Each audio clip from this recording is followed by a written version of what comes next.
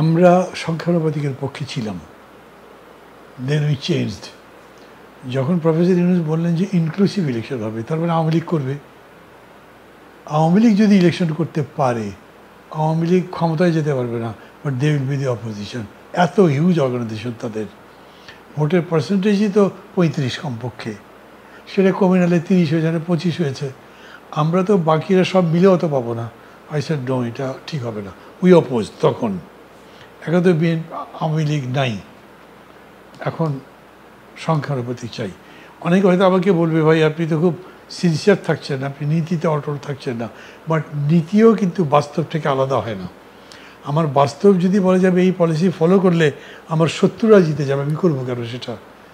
সেই বিবেচনা থেকে আমি বলছি যে আমরা নিশ্চয়ই এখন সাপোর্ট করি যে এটা সংখ্যানুপাতিক হওয়া উচিত। হলে পরে মানে এই যে এক পার্টি দাপট থাকে না, কমে যাবে। অলরেডি বিএনপির পক্ষ থেকে বলা হচ্ছে যে তারা 2/3 জিতবে। Why do you want 2/3? 2/3 result বাংলাদেশে ফ্যাসিজম শেষ পর্যন্ত। ডেমোক্রেসি মানে একটা ব্যালেন্স। বহুত্ববাদ কেন বলা হয়? মতের বহুত্ববাদ, তো প্রকাশের বহুত্ববাদ, সেটা করবে।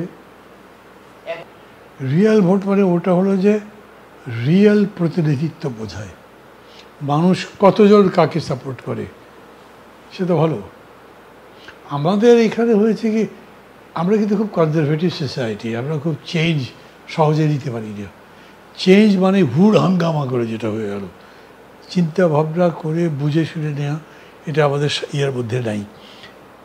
এখন সংখ্যানুপাতিক ব্যাপারটাতে জোর দেওয়াই উচিত, আগে থেকেই দেওয়া হচ্ছে। যদিও আমি আমার কথা বললাম, বেশিরভাগ তো সংখ্যানুপাতিক চায়, সরকার কী করবে তা তো জানি না। দেশেই মানে ত্রিমুখী লড়াইয়ের প্রবণতা কোনো সময় হয়েছে, সাস্টেইন করে নাই। এখন হয়েছে একমুখী, দ্বিমুখী তো নাই, যেহেতু আওয়ামী লীগ নাই।